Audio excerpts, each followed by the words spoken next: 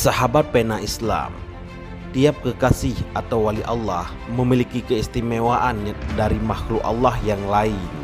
Satu di antaranya yaitu berasal dari bumi Aceh yang bernama Abu Ibrahim Waila. Banyak karamah atau keistimewaan yang diberikan oleh Allah terungkap semasa hidupnya.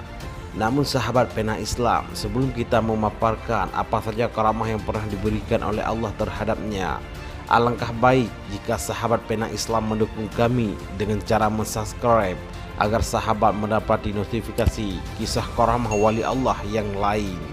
Dan jangan lupa like dan share agar kisah hikmah ini diketahui oleh umat Islam yang lainnya.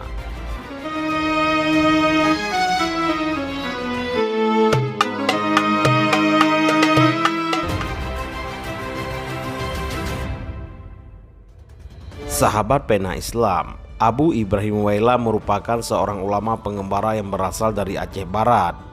Di kalangan masyarakat Aceh, ia juga dikenal dengan nama Abu atau Tengku Berahim Keramat. Ketika Abu Ibrahim Waila meninggal, ribuan orang berkunjung untuk melayat selama 30 hari sebagai tanda bahwa ia sangat dihormati oleh masyarakat. Abu Ibrahim Waila dilahirkan tahun 1919 di Kampung Pasi Aceh, Kecamatan Waila, Kabupaten Aceh Barat dengan nama lengkap Tengku Ibrahim bin Tengku Sulaiman bin Tengku Hussein. Pendidikan formal yang diselesaikan Abu Ibrahim Waila hanya sekolah rakyat, selebihnya menempuh pendidikan dayah yaitu pesantren selama hampir 25 tahun. Selama hidup, Abu Ibrahim Waila pernah belajar selama 12 tahun pada Syekh Mahmud, ulama asal Huknga Aceh Besar, yang kemudian mendirikan Dayah Bustanul Huda di Blangpidi, Aceh Barat Daya. Salah satu murid Syekh Mahmud ini adalah Abuya Mudawali yang kemudian menjadi ulama tersohor di Aceh. Selain itu, Abu Ibrahim Waila juga pernah belajar kepada Abu Calang atau Abu Muhammad Arsyad dan Tengku Bilyatin Suwa bersama rekan seangkatannya yang bernama Tengku Adenan Bakongan.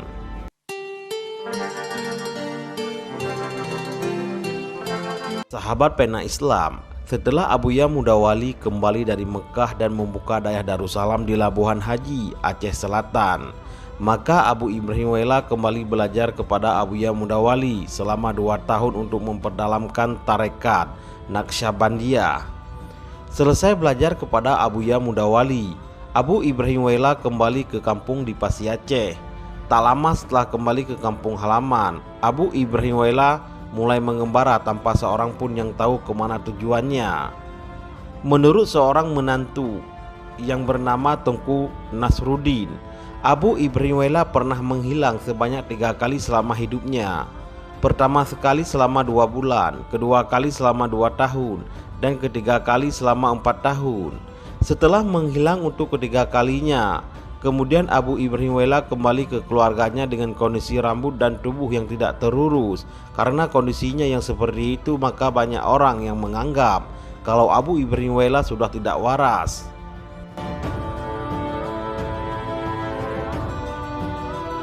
Sahabat pena Islam, sejak kecil Abu Ibrahim Waila dikenal sebagai sosok yang pendiam. Ia hanya berkomunikasi jika ada yang perlu disampaikan. Hal ini menyebabkan orang lain tidak berani menanyakan hal-hal aneh yang dilakukannya. Salah satu hal aneh yang ia lakukan yaitu membagikan uang kepada anak-anak.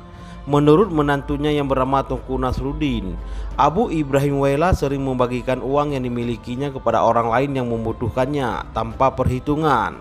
Kebanyakan yang menerima uang tersebut adalah anak-anak.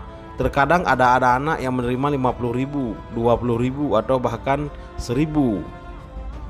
Sahabat pena Islam, Abu Ibrahim Waila menyingkat waktu perjalanan. Di masa hidupnya, Abu Ibrahim Waila dikenal sangat suka berjalan kaki. Suatu ketika ada seorang tetangganya yang bernama Tengku Muhammad Kordisham sedang menaiki mobil dari Tenom ke arah Melabu. Di tengah jalan ia bertemu dengan Abu Ibrahim Waila dan mengajaknya untuk ikut naik mobil bersamanya. Ketika itu Abu Ibrahim Waila menolak dan Tengku Muhammad Kordisham langsung melanjutkan perjalanan ke Melabu. Ketika tiba di Melabuh, ternyata Abu Ibrahim Wailah telah tiba lebih dulu. Padahal ketika di perjalanan tidak ada mobil lain yang memotong laju mobil Tengku Muhammad Kurdi Syam. Sahabat pena Islam, makanan bertambah secara tiba-tiba. Dikisahkan menantunya yang bernama Tengku Nasruddin, Abu Ibrahim Wailah pernah berkunjung ke almaternya yaitu Dayah Syekh Mahmud di Blangpidi. Ketika itu ia minta disediakan sepiring nasi untuk sarapan, tapi diberitahukan olehnya bahwa tidak tersedia lauk apapun lagi di dapur. Abu Ibrahim Wailah kemudian menjawab bahwa ia bisa makan hanya dengan lauk telur dan diminta kepada santri tadi untuk mengecek persediaan di dapur. Ajaibnya, di tempat penyimpanan telur masih tersisa 1 telur lagi. Padahal seingat santri tersebut, semua telur telah habis untuk dimakan santri lain.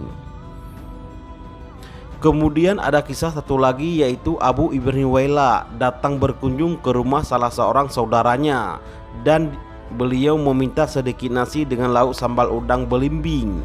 Istri tuan rumah memberitahukan kepada suaminya bahwa pohon belimbing di rumah mereka tidak ada buahnya. Tapi sang suami tetap bersikeras agar istrinya tersebut mengecek ulang pohon belimbing tersebut.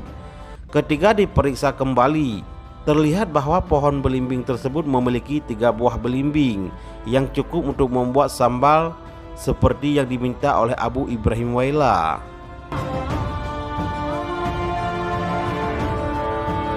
Sahabat pena Islam, Abu Ibrahim Wailah menjadi tamu Gus Dur. Suatu ketika dikisahkan Gus Dur kedatangan seorang tamu dari bumi Aceh. Biasanya Gus Dur menerima tamu dengan kondisi seadanya, mengingat ia kondisinya yang sedang sakit.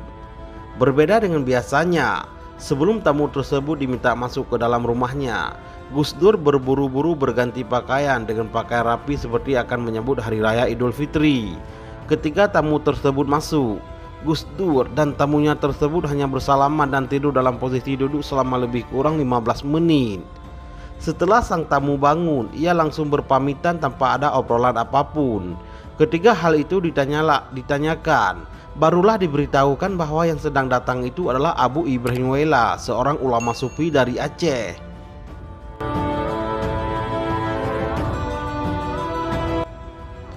Sahabat pena Islam, Abu Ibrahim Wailah juga pernah meramal akan terjadinya tsunami di Aceh. Ketika tsunami yang melanda Aceh pada tahun 2004, diceritakan beberapa orang bahwa Abu Ibrahim Wailah telah memberitahukan hal itu melalui isyarat. Salah satu di antaranya dikatakan bahwa air akan naik setinggi pohon kelapa. Hal ini dikatakan kepada salah satu muridnya yang bernama Muklis, yang sekarang bermukim di Dayah Bustanul Huda atau Dayah Pulau Lu, Desa Dayah Baru Calang. Cerita lainnya, 15 hari sebelum tsunami, murid-murid Abu Ibrahim Wailah telah diperintahkan untuk menjauh dari pantai.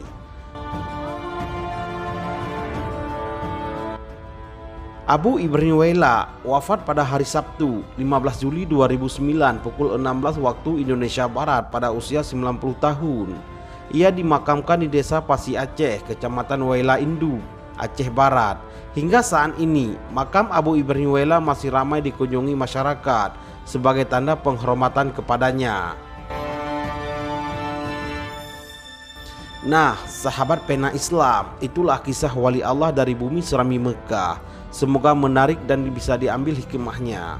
Sekian dan terima kasih. Wallahu a'lam bishawab. Wassalam.